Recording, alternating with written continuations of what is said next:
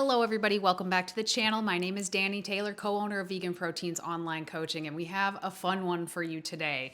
So it occurred to me that 3 of our male coaches, Ben, Sawyer, and Giacomo, are in their 20s, 30s, and 40s respectively. And I thought that it was probably very interesting to hear perspectives on being a vegan man in these different decades of your life and having been vegan for different amounts of time. So I came up with a bunch of questions for them and wanted to hear their answers, and I thought you guys would be interested to hear their answers as well. So without further ado, Ben, Sawyer, and Giacomo, we're going to ask you some questions. My name is Ben. I'm 25 years old, and I've been vegan for just over 4.5 years. My name's Sawyer. I am 31 years old, almost forgot. And I have been vegan for 8.5 years. My name's Giacomo. I'm 43 years old, and I've been vegan for 19 years. Okay, so I guess we'll start with Ben since he's in his 20s. So, all right, since going vegan, how did it change your sex drive? Ooh, that's a good one. It's hard. Okay, so I went vegan back in 2020, which was just over, or about 4.5 years now. Like a lot of things, I feel like since I've gone vegan, I can't note too much of a perceptible change one way or another with certain things. However, it certainly has not decreased. And I feel as though the more impactful factor is how much body fat I have. I don't know if you two find that as well, but pretty much like linearly, the more body fat I have, the more I notice an increase if you want to put it that way, I suppose. I never go super low body fat, so I couldn't speak to that. But I do notice when I'm cutting, it just does feel like, yeah, I have less energy for anything. But other than that, yeah, I haven't had a perceptible change in libido since going vegan. I went vegan 20 years ago, so I have to think back a little far. But And you all went vegan in your 20s, which I think is an important factor here. We were already probably pretty high on that totem pole. But I don't remember having any problems in the sex department. Honestly, I think my libido was just fine. I found myself being more attracted to others who I wanted to have sex with that were vegan, and I found the sex more fulfilling. I found that there was a better connection, and I also felt that things were off-putting. Just thinking about they weren't vegan, just the idea was like very gross to me, and then the other idea was like thankfully like yes, like this is. So in that way, in terms of my actual libido though, my testosterone is on the upper end of what is considered normal, and that's after it being well below what's acceptable, competing again and again and again. I've gone through 6 different preps over the course of 20 years. So I've certainly put my body through the ringer for competition, and when I get back to baseline, it's at the upper end of what is normal whenever I get it tested, so. Do you think that it's easier to date as a vegan in your 20s, 30s, or 40s? And have you ever been judged in relationships because of it? So I think in theory, on paper, it should be easier because the proportion of vegan women to vegan men is skewed heavily in favor of there being more vegan women out there. However, I would say finding them is not always the easiest prospect. I mean, part of it could also just be my own habits or tendencies when it comes to seeking out women, so it's hard to say because this is just my perspective. There are vegan dating apps that exist, that are out there. However, my experience with them has been they are not super populated. So I don't know if it's an issue of getting users on the app, but I haven't seen a ton of that. And I've used more mainstream dating apps and I've encountered vegans there.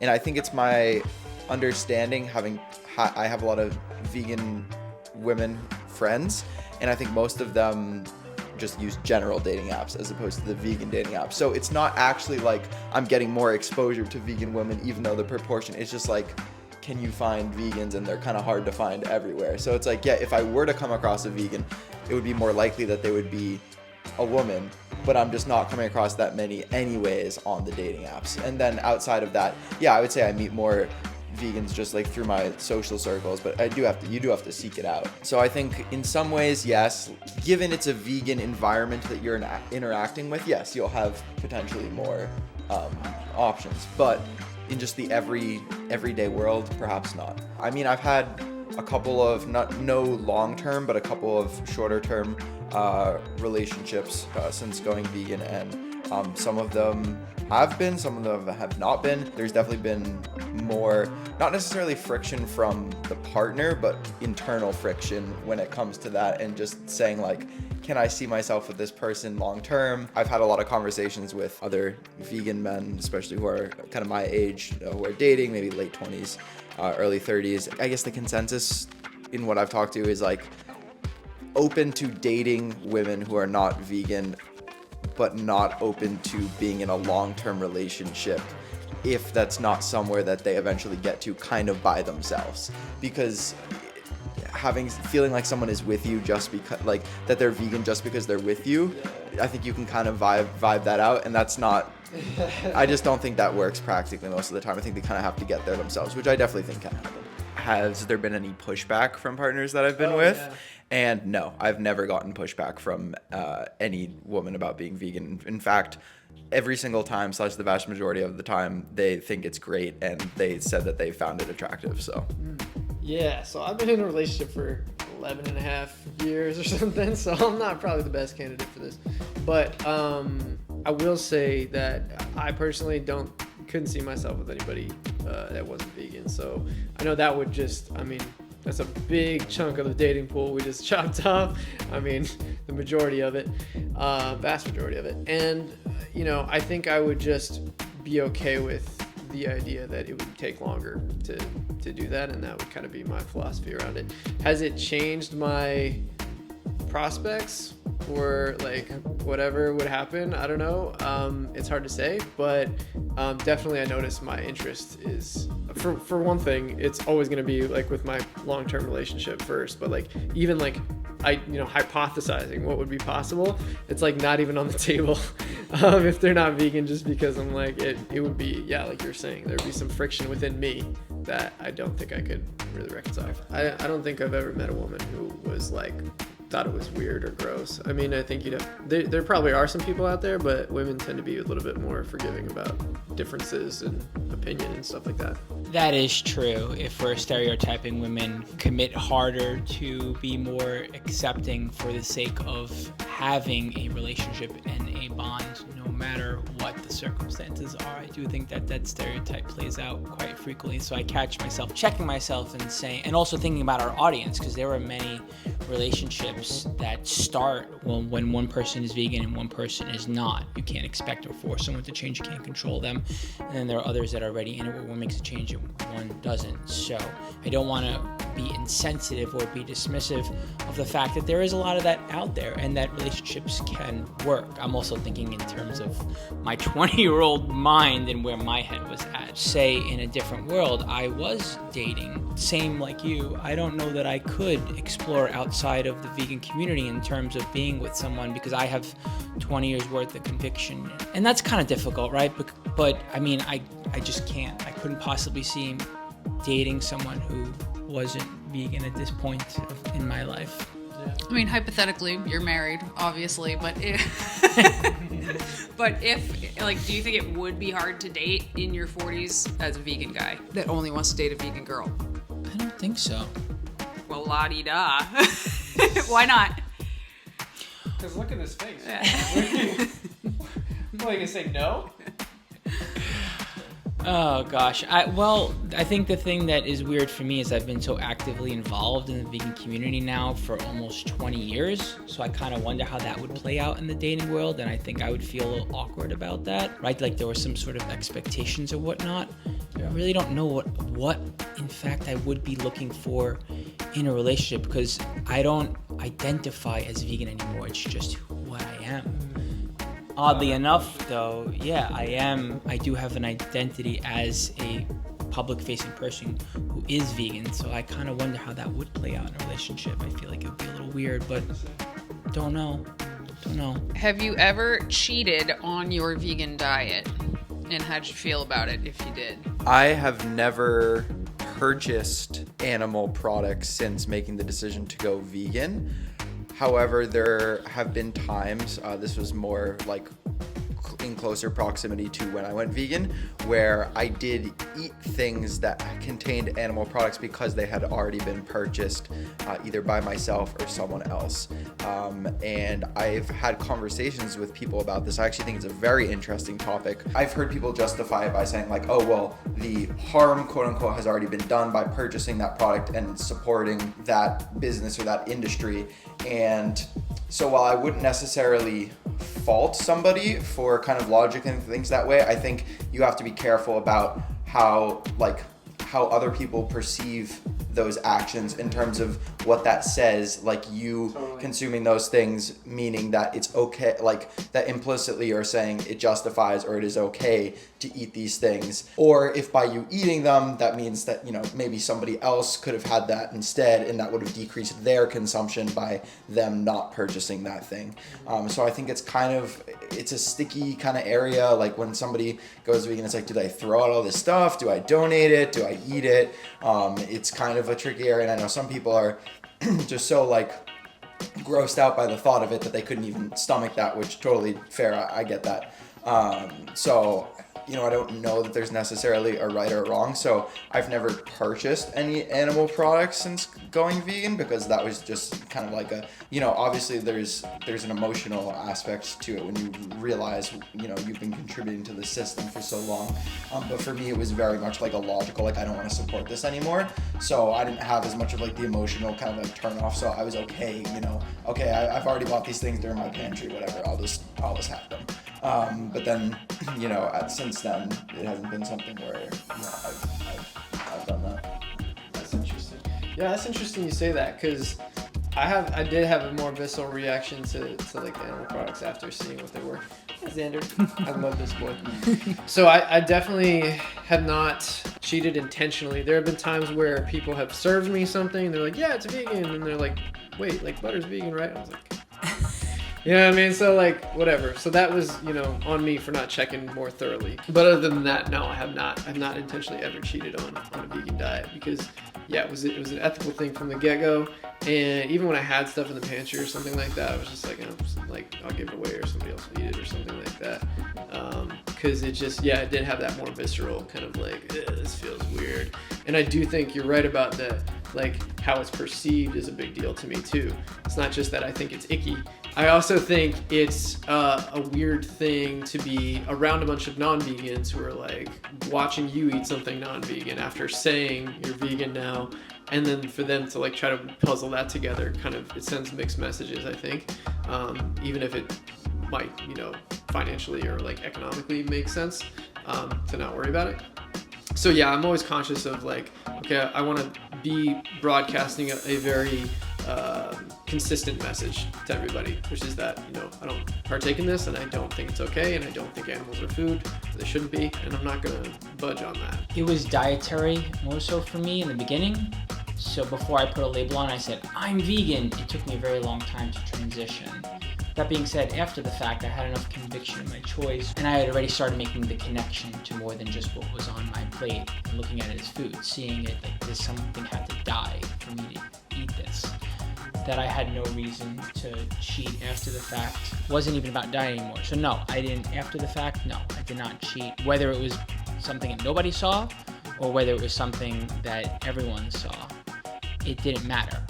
Once I went vegan, there was no looking back whatsoever. There were some accidents and there were some things that were unintentional, but never on purpose. No way. So Sawyer mentioned lab-grown meat, and I'm actually curious to hear your thoughts in the other direction of lab-grown meat, non-animal based whey, eggs, that sort of thing. Like, what are your thoughts on that? The one thing there that is off-putting to me is thinking about eating an egg, because I think about eating an animal's, and I don't know how to drop that egg, and that's just kind of gross. So even though they're far removed from the process, just the idea of eating, like, I don't see that as food. I don't think it's an egg. Like, there is no egg itself. It's like egg protein that they're making. It's brand new. I don't even think it's in the market yet. But, you know, like, not like the... I feel like liquid egg whites. Yeah. Something like that. Or like the what was it called? Bad Robot? Brave Robot? The Brave Robot ice cream? Remember that stuff? Yeah. Like, what are your thoughts on all that, the whole industry? On the industry, okay, because if we're going on my taste buds, the egg thing is causing a disturbing. And then dairy to a lesser extent, but still not a fan. And honestly, believe it or not, if it was a cultured meat, I'd be like, I would try this. Not something I would have normally, but I would try it just for the sake of trying it. I don't have any, but that's just me personally. If I'm going on like taste and how things feel.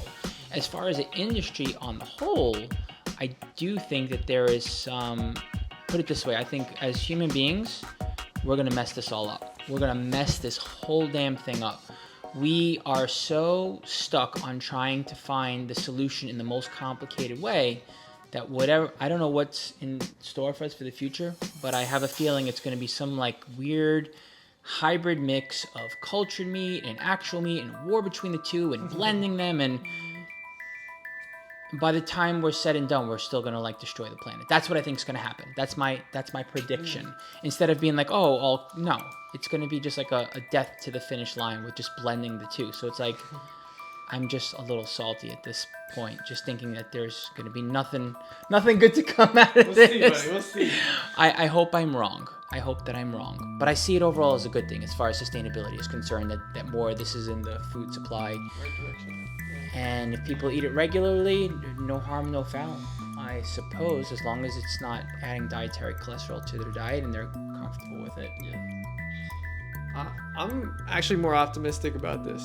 I think that cultured meat is gonna take over the market slowly because it's just so less resource intensive than actual meat production. I don't think people are gonna have a change of heart. I think people are generally self-interested, but I do think that the companies that produce meat, if they find a cheaper way to do it, they're going to invest in that, and they're going to find a way to do it, and then they're going to make it way cheaper, and then that's cool. I don't think personally I'm going to partake that much. I'm pretty happy with where I'm at. I might try it or whatever, but I like what I eat right now. I'm very excited though. I'm very optimistic about the cultured meat. I don't know, again, the timeline, who knows if it's going to be too late, who knows if it's already too late for the environment and stuff, but I am very excited about the implication for the animals.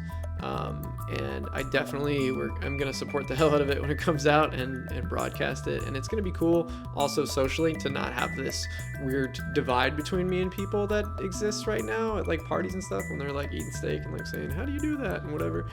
And I'm just like, it's kind of weird. But now I won't have to do that. I'll be like, okay, you can eat your thing and I don't care because nobody had to die for it. Oh my God, I dream of that day. Actually, that just sounds like the best because I don't have to feel like this weird internal conflict where people are trying to like get me to virtue signal that they're doing an okay thing by they're like, oh, I really don't eat that much meat or I don't do whatever. I'm like, I don't want to placate you. I don't want to do this. Can we not do this dance? You know what I mean? And so I wouldn't have to do that anymore. It sounds amazing. But moreover, the biggest thing is that no more animals would be harmed for at least mass production of meat. I think there'd still be like weird, heritage farm type things where they're like, what we do it the old fashioned way, whatever weirdos. At least the cool thing would be that the mass production of meat, the by and large mass production of meat would be turned into the cellular-based agriculture, which wouldn't require the death and subjugation of any other species. You said a lot of what I wanted to say, so I'll try to keep things brief. I am largely pro. I think there are maybe some small niche arguments that could be made, like, okay, how are we getting, what is the process of growing these things, the culturing process itself, and is that causing animal suffering? I think an easy rebuttal to that is any amount of animal suffering that could cause will be way less than the amount that it displaces by people choosing that instead of anything that's coming from an animal that has to be slaughtered. So that's that. I think that there are, maybe some arguments about, okay, you're eating a lab-grown steak in public and someone sees that and they think it's a real steak, so then you're kind of complicitly saying it's fine to eat steak. But I think that, again, that's such a niche argument that compared to the benefit that it would be doing. And I will say that, there's been some, there's a producer called Good Day, I think, and they basically make whey protein in the lab and they sell it to all these different companies like Brave Robot, My Protein, which is a very popular supplement company that made that into a whey protein powder. So it's a vegan whey protein powder because they grow it in a lab, they culture in a lab, they lay out exactly what their process is like. I've actually been buying that and using that for a year now, probably. One, because I don't have any issues digesting dairy. I know a lot of people do. Myself, never been an issue, and again, it's purely about ethics for me. Two, it is like I get it bulk discount, so it's actually cheaper. It's not more expensive, which again kind of comes back to the price point. Okay, if we can get these products, they're equivalent, is it actually cheaper or just as cheap, then that incentivizes people to buy it more. And I enjoyed the texture better than most plant proteins. So there's enough reasons for me to buy it. And I also feel like by supporting that, it says to the producer, okay, people want more of these vegan options, whether or not it's more vegan whey protein or other things on their vegan line. At least you're creating that demand, which again, I think when they look at like statistics for like meat replacement products that they're selling like fast food restaurants, I do think the majority are actually non-vegans who are purchasing it, people who are like the flexitarians who are looking to eat less meat.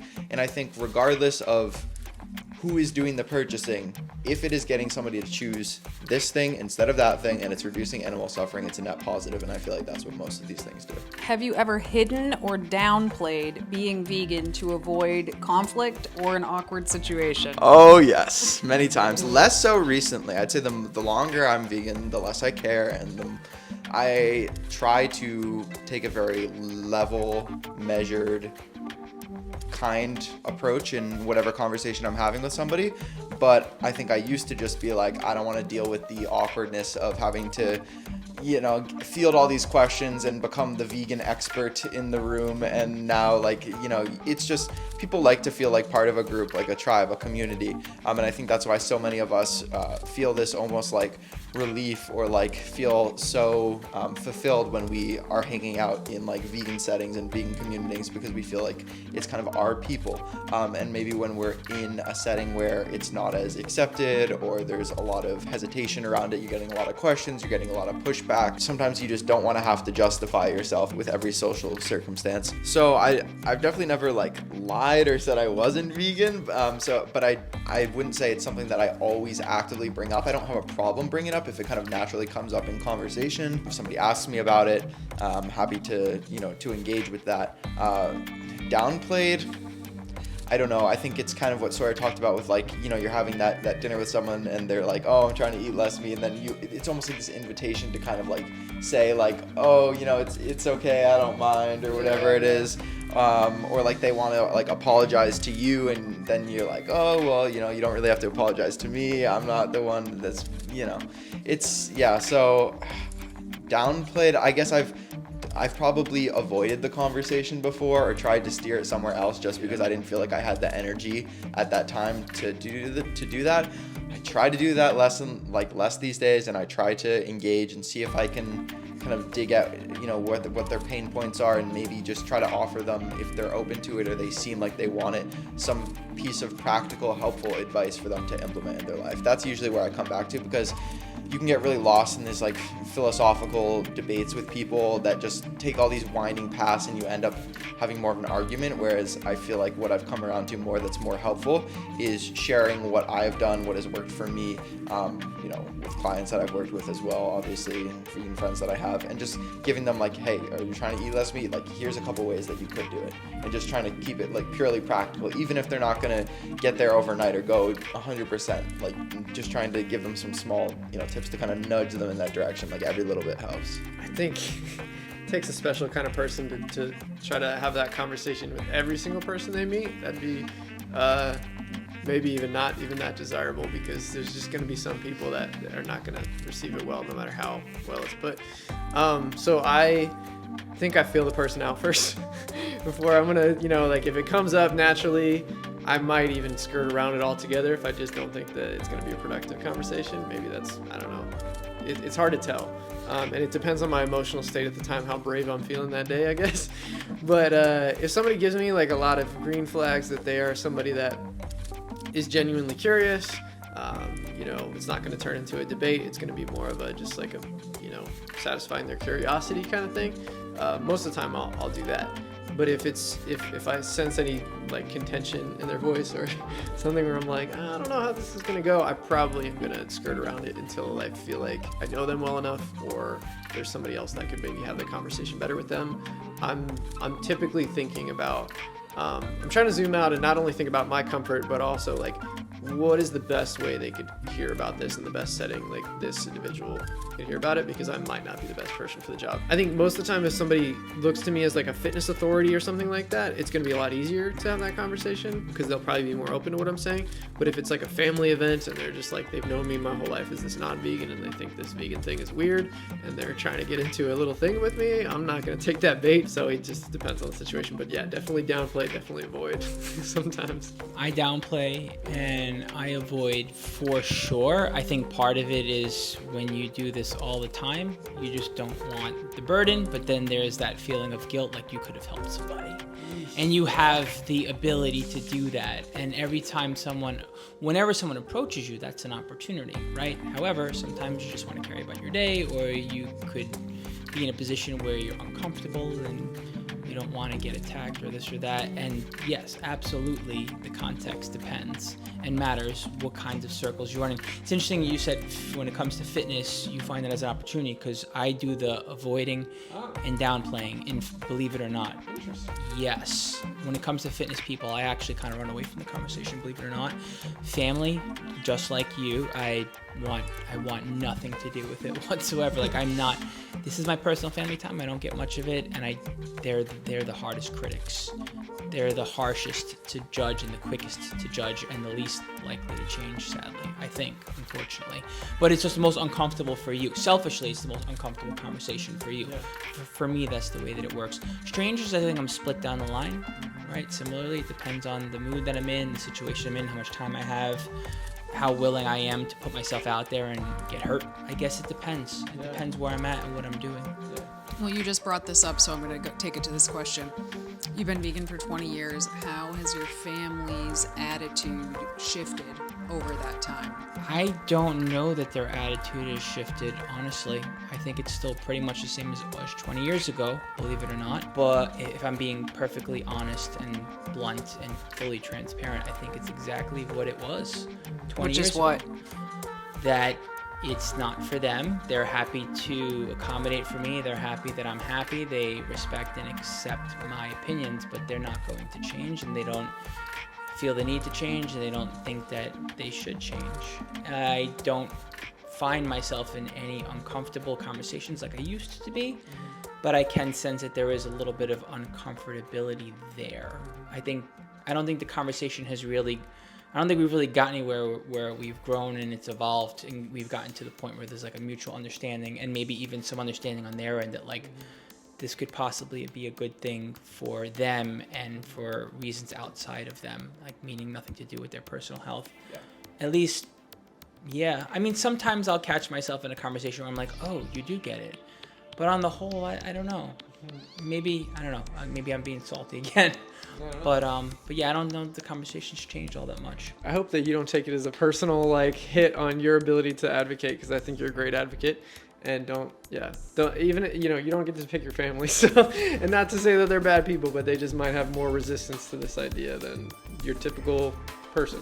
That being said, both my parents are vegan.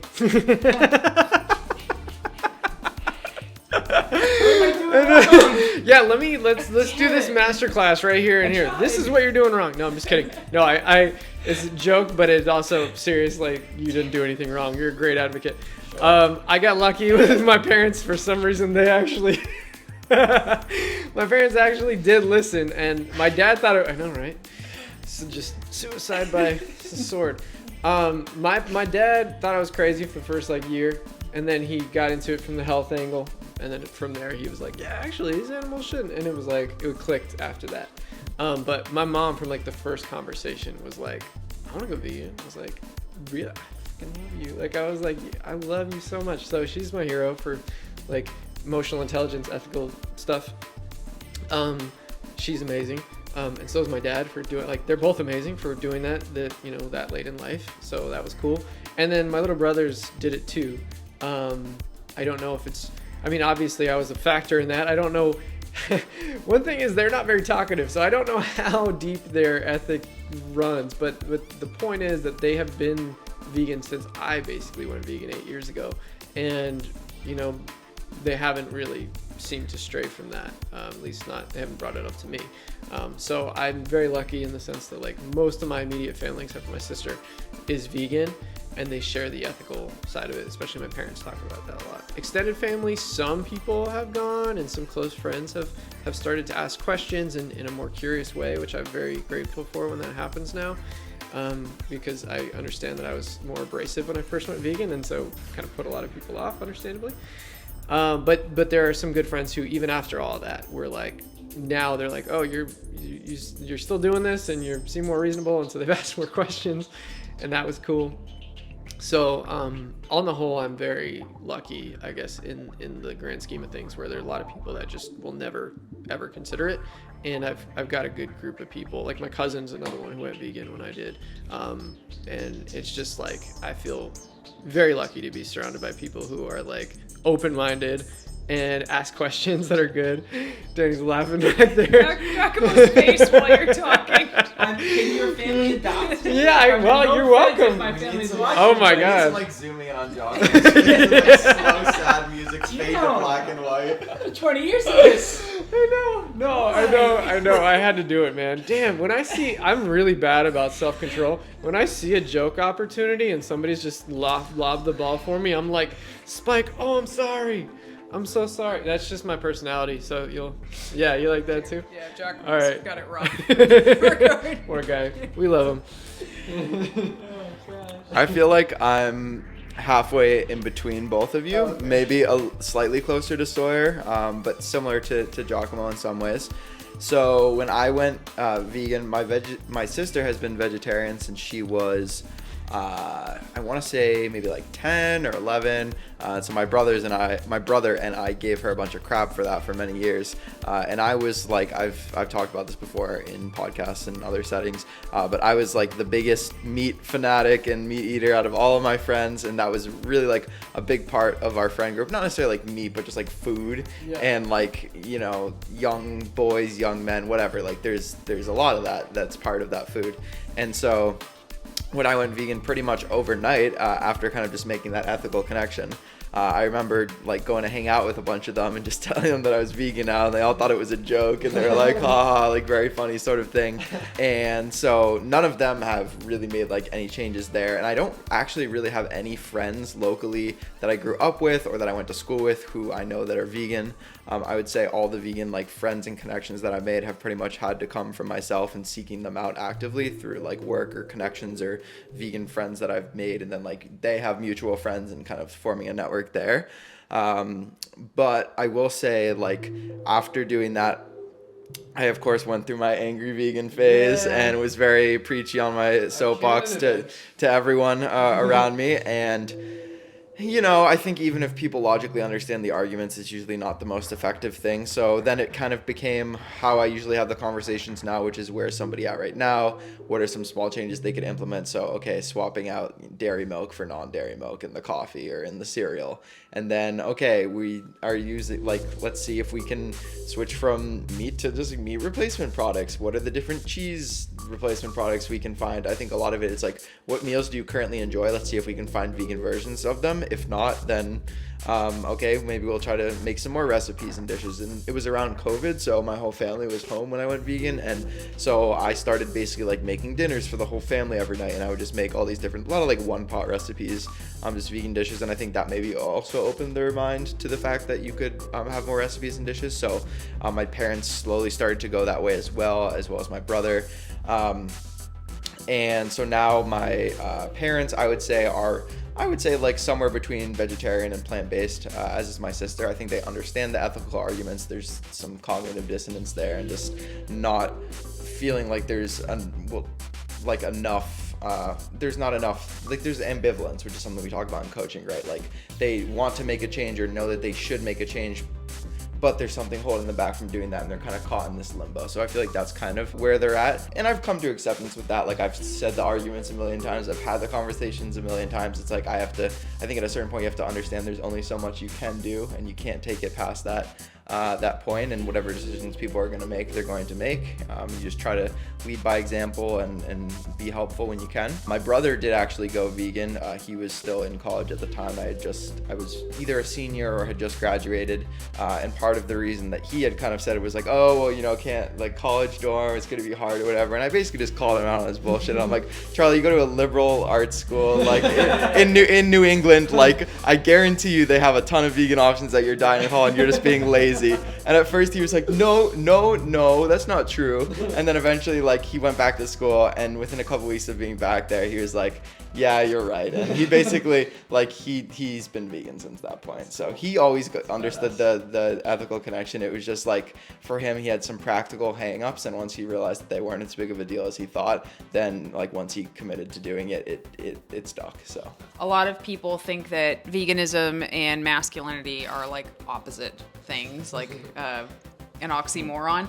How has being vegan affected your views on masculinity, if at all? I think the most common way in which I hear this talked about is through compassion. Compassion, I think, is at the core of what it means to adopt a vegan lifestyle, seeking to reduce harm to all living beings who we share this earth with. And I don't think that there's anything inherently masculine or feminine about that. I think it's just an inherent human quality that we all have, and some of us are a little bit more tapped into that or less tapped into that. I would say in general, I think that women tend to be more in touch with their, I think they tend to be more emotionally intelligent, in touch with their emotions, able to communicate them more and willing to communicate them more with their friends and their peers. So I think men tend to keep it in a little bit more. Probably a lot of that is like programming and what we have deemed to be acceptable way of behaving as a society. But I think that's changing. Personally, I'm at the point where I never feel like, you know, less than or any sort of way for expressing my emotions in the way that they need to be expressed. And yeah, I might be a little bit more reserved than the average person, but I don't think that comes back to me being a male and feeling like I can't express my emotions. I think that's just me and my personality. And that's why I think veganism, like, it's not inherently masculine or feminine or whatever. It's like, do you agree or do you buy into this premise that we should seek to avoid as much harm as we can? If so, then yeah, it is in line with compassion. So that's kind of my view on it. Yeah. I was gonna say something similar, which is like, it's weird that we always try to brand something as like masculine, feminine. Like, we live in such a like marketplace of ideas wherein everything is marketed in a certain way, and I think that, like, it's harder to market veganism to men because it's not as like appealing to their sensibilities of whatever they want to be and their icons and whatever. So I think it's less flashy to men, but I think at the end of the day, we all need to be good human beings, and compassion is a part of that. So it's just weird to me that men would like just wipe veganism off the table and say, oh, that's not what men do, when it's quintessential to the human experience is to be a compassionate human being. And so yeah, it's weird that we try to label things masculine and feminine when they really don't have an inherent bias like one or the other. I think part of the reason there's a lot of like history and archetypes around like men, like the gladiator, the hunter, we go out and we kill things and we eat them, and it's like, okay, that's what it took to survive hundreds of years ago. So I don't necessarily see why, just because that's been passed on and that's the truth of our history, that it has to be something that we hold on to or grasp. There's a lot of things we did hundreds of years ago that were very unethical, even if they allowed us to survive. And who can even, so that's a great point. And there's like, I like a lot of like fantasy, and I like, when you get older, you kind of like more complicated, more dark, whatever stuff. And I've been reading the Witcher books and stuff. And I'm like, wow, I'm imagining myself in that world. And I'm like, wow, you would have to do a lot of crazy, like, traumatic stuff in that universe to, like, survive. And I think one thing that a lot of people do not understand about vegans is that, like, we would do the same things if we still lived in those times, or if we lived in that environment. Like, we would do the necessary evil, right? We would go hunt and kill, or we would defend our people from the other, the attacking horde or whatever like that. It's not that we're afraid to do those things or that we wouldn't do the things that we need to do to survive. It's not weakness. Don't mistake our kindness for weakness. We are just doing what we think is right in this world right now. We're not trying to cling to stuff of the past because it makes us feel manly or something like that. We're trying to say, hey, look, if I don't gotta kill anybody, if I don't gotta choose a lesser evil, I'm not gonna do it. I'm gonna just find the way that doesn't involve hardly any, if any, evil. I mean, I'm trying to eventually grow my own food. That would be ideal, but you know, in the meantime, I'm just definitely not gonna be killing any animals or supporting that. And I just feel like it's weird to use that as like to stake your claim as to like your manlyhood or whatever. It's just weird to me.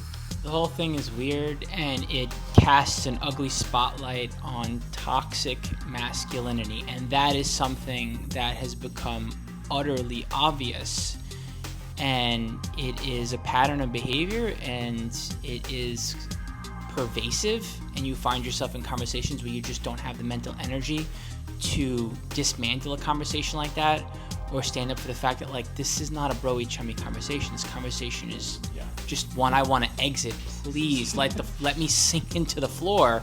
And as a man, you are forced into these conversations. And again, it's like how much mental gymnastics you have to play to not feel anxious in a conversation like that, and how much, like, what kind of mood are you in to deconstruct and dismantle a conversation like that. And again, it's like that's just the way society is. So if anything, becoming vegan casts a spotlight on all that stuff, and it's just very depressing, honestly. But it is changing, and you get a chance to stand up when you have the energy to do so and to speak out in conversations like that. You also get stuck in them, unfortunately. And when it comes to masculinity in general, the one word that I think of is protect, right? So we said lesser evil, we said harm reduction, protect. And what could be more manly than protecting defenseless animals? Who were your sources of information when you went vegan? I was actually introduced to vegetarianism that was, you were pretty much vegan. And the one way that it was described to me was that if you were to eat meat, it should be a condiment on your plate. And I constantly go back to thinking of how when you have Chinese food and you have fried rice, like there's little bits of meat. You don't actually have, it's not a meat-centric plate. And that logic stuck with me, and I'm like, well, I can make this change because it's better for my health. So I read a book, and the author was Paul Pittsford, and it was just speaking about different food philosophy and different diets, and it made the argument that dietary cholesterol was just inherently unhealthy to consume. There was just no reason to consume it. So all of those points led me in that direction, and then I made the switch. It was as simple as that for me. I didn't read a bunch of books.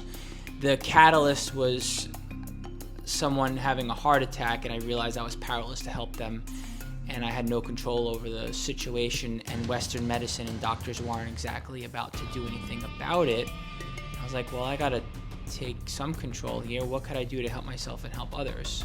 And that was what led me down that path, to read that book and make the switch. I came up during the era of like YouTube. So I was watching, I think it was on Instagram at first, where I saw like somebody hugging a chicken, a cow playing with a ball, things like that, where I was like, oh my God, these guys are like, you know, like dogs and stuff. And they have emotions, and they have, you know, bonds with people and each other. And so that, like, you know, definitely made me feel some type of way. And then I started looking on YouTube for like vegan bodybuilders and stuff, people who could be fit, because that was, you know, the number one thing as a kid. And there, you know, I was like 23, but I felt like a kid, you know. But you know, you're looking around at the people that are doing this stuff, and you're like, okay, was it possible to be, you know, vegan and fit and healthy and all these different things? And so I looked to the people that I wanted to be like, and they were already doing it, and that gave me the confidence to say, you know what, I could do this. And so I started phasing stuff out, and then eventually it just felt like easy. So yeah, once I saw the example ahead of me, and just kind of saw some like what I eat in a day type videos, and people being successful and being pretty normal, honestly, it was like I didn't have to become a weirdo or something like that to be vegan. It was just like, oh, okay, my muscle's gonna be fine, I can even build more, and I don't have to like totally shun society, and it'll be fine. And that's so it gave me the courage to go ahead and do what my heart was telling me to do anyway. So I first kind of got introduced to the idea of plant-based or vegan athletes through watching some documentaries on Netflix. So I watched the Game Changers documentary. I watched a couple of the more health focused ones. What the Health? I think there's maybe I watched Forks Over Knives. I can't remember. And then I watched Cowspiracy as well, and so I think that one tied in a little bit more of the animal ethics side of things. And I started seeing in my YouTube recommendations some videos from like vegan bodybuilders similar to Sawyer here, and so I was watching them out of curiosity. And this was still I was about 6-9 months into like getting into fitness, so I was still pretty new to the whole fitness thing as well. They both were kind of around the same time, but I didn't go vegan until I watched a speech by Gary Yourofsky on YouTube. So after watching that, I basically instantly pretty much went vegan. And then in terms of getting information like how to implement it practically, at the time I had, I'd been watching some of these things, so I knew a little bit about what foods people were eating, but I didn't have anything like a VeganProteins to really guide things. So most of what I was doing was listening to kind of like mainstream fitness advice and trying to apply that myself, which I know is kind of how Danny and Giacomo got started, because there wasn't as much information back then. And when I went vegan, the information was out there, but I just didn't know where to find it. So a lot of it was just like taking recipes and trying to make vegan versions and experimenting and making a lot of one pot stuff and just playing around in the kitchen. Again, this was kind of around the time of COVID, so I had a lot of free time to just cook and do things. So it worked out nicely. So I'd say it was a lot of like self-exploration, and then nutritional principles are nutritional principles. So I was learning about that in school and in my own time listening to podcasts and watching YouTube videos. So how is your health, do you feel like, compared to your peers? It's so hard not to sound like vain or conceited when I have this conversation. However, I could tell that even within the first year or two, there was just like a drastic difference in lifestyle between me and some of my peers. And so it was kind of a trip going back for my 5-year like high school reunion a couple years ago, and I'd only been a couple years into lifting weights and being vegan, because they pretty much happened around the same time. And I could already tell, some people maybe had made similar lifestyle changes and habits from in high school and they look completely different. And other people, I feel like there's kind of like this trope or this archetype of like the high school athlete who was like the big star, and then they go off to college and they're not, they weren't good enough to play in college, so then they turned into kind of just like a partier, and that was like their social thing. And then you see them a couple years later and they've lost a lot of that like athletic prowess and vitality. And so I think that compared to a lot of my peers, some of them kept up kind of like that active lifestyle, or similar to me, maybe found lifting, found the gym. I'm trying to think if there are people that I know that are like vegan that I knew a long time ago, or like my peers now.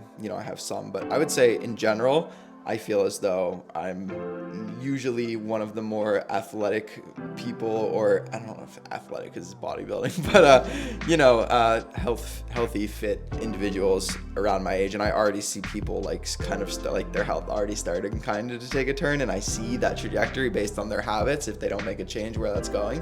And it does kind of make me sad, because I have people who are close to me, friends who I grew up with, who that's kind of the way that I see things going, and it's hard to see that. And at the same time, it's like people are going to make the choices that they make, and there's only so much that you can do. You try to be a positive example through doing your own thing and sharing that, and some people will vibe with that and some people won't. So yeah, I mean, similar sentiments, and instead of dragging that out along the same lines, I'll just say that I don't think it's necessarily a vegan, non-vegan thing at this point. I do think that like heart disease plays out over the course of several decades and things like that.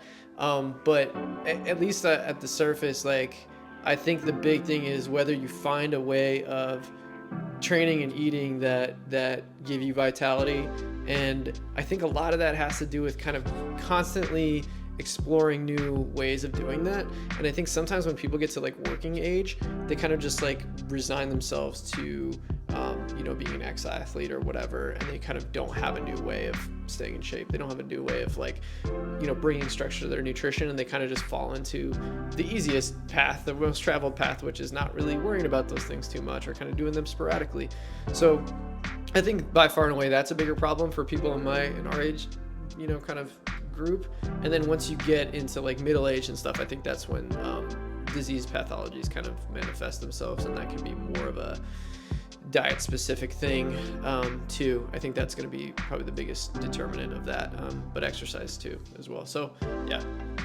And people's psychology too. I think the older you get, the more stuck in your ways you get, and the harder it becomes to change. People my age are afraid of being sick, and they're afraid to change. They have a lack of belief in themselves even when they have the answer, which is really, really sad.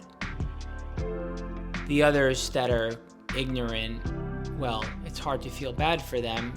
It's just sad in a different way because they're not interested in making changes, and they want to complain about what they need to do to control their disease or to not get sick, and they focus on other things. Well, if they can get their financial health in check, or if they can get their stress levels down, they can be healthier and they can live the way they want to live, and this is their personal choice. And so you accept that. It hurts to see it.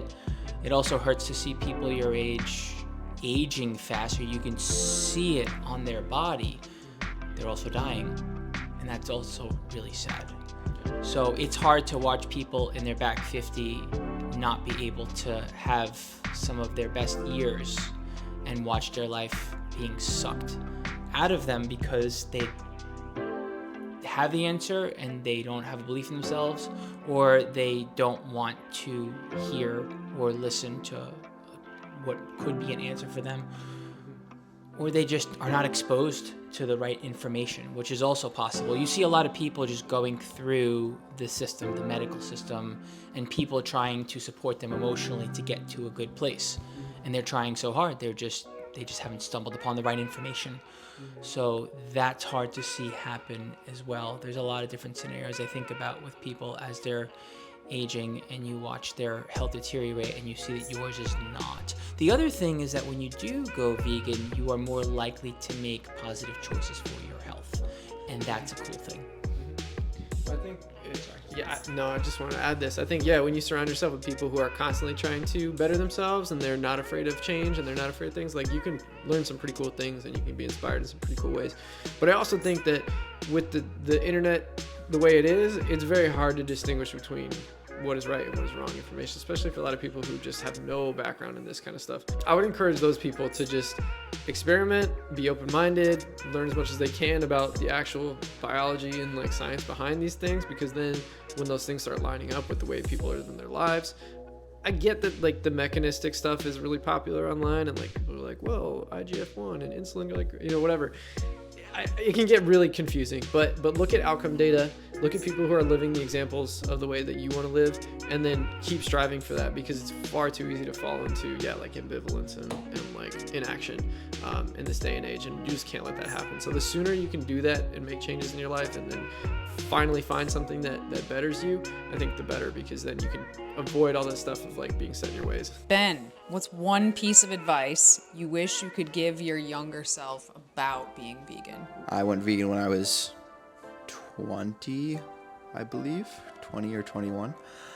If I had heard this sooner, like maybe when I was in high school, I would have probably gone vegan sooner. And that is, do not let your fear of what other people are going to think about you and your choices dictate the way that you choose to live your life. If you believe that something is right for you, morally, ethically, and it's not harming others, in fact, it's obviously in this scenario reducing harm, as hard as it is to go against the grain, if the majority of the people are not doing this, listen to that. That isn't to say that every time we feel something is right, we are right and we're justified in that. However, I think if you have, a solid moral compass, you've thought through things, you feel like this is the way that, you are, should be living your life and want to live your life, don't let fear of rejection, of, being seen as other, prevent you from doing that, because living in alignment with your values feels way better than the maybe, I don't want to say pain or hurt, but I guess maybe challenges that come with navigating situations where you are maybe seen as more of a minority or an outcast, at least in that aspect. So I think when I changed, it was mostly because I realized that animals are individuals, and I wish that I had been taught that sooner. I think that, I grew up in a like Catholic school setting, And it was always kind of like, okay, well, here's science and biology, and then over here, here's humans. We're like this other thing. I was like, I don't even think it was ever told to me that like humans are animals. Like literally, that's how bad it was. So I think when I finally connected those dots, I was like, wait, we're part of this animal kingdom. We don't lord over it. We're just a part of this giant tree of, you know, winding branches and different species shooting off from each other. I was like, holy crap, like this is crazy. Like, we're not just this special divine creatures. We are actually just another part of the animal kingdom. And so when I realized that, I was like, oh my God, animals are individuals. They have feelings just like me. They have thoughts and friends just like me. And that started the whole chain reaction, right? So I think if I had been told that sooner, it would have started things a lot sooner for me. I realized that what I was trying to get to was not necessarily that I wasn't open to going vegan because I was afraid of what other people would think, but I think it was kind of this mentality of I'm only one person, what can I do? And look at everyone else, they're doing this thing. So like you know, if everyone else says it's okay, then why isn't it okay? And I'm just gonna bury my head in the sand like everyone else. And I think the moment that I realized that, and I knew intellectually, like if everyone thought like that, nothing would change. But I think just probably the piece of advice that I actually give would be, you do make a difference, you can make a difference, and it takes every single person in order to make a change. So All right, everybody. Well, I hope that you enjoyed that as much as I enjoyed asking them the questions and filming it. If you are interested in any kind of one-on-one coaching and you're vegan or you want to be vegan, that's exactly what we do. Head over to VeganProteins.com, fill out a coaching application, and you will hear from one of us right away. And I believe the link is also down in the description below. If you have any questions for us, feel free to shoot them to us, coach@VeganProteins.com. If you like the video, don't forget to like the video, subscribe, hit the bell, all the things I'm supposed to tell you to do at the end of a YouTube video. We will talk to you soon. Bye.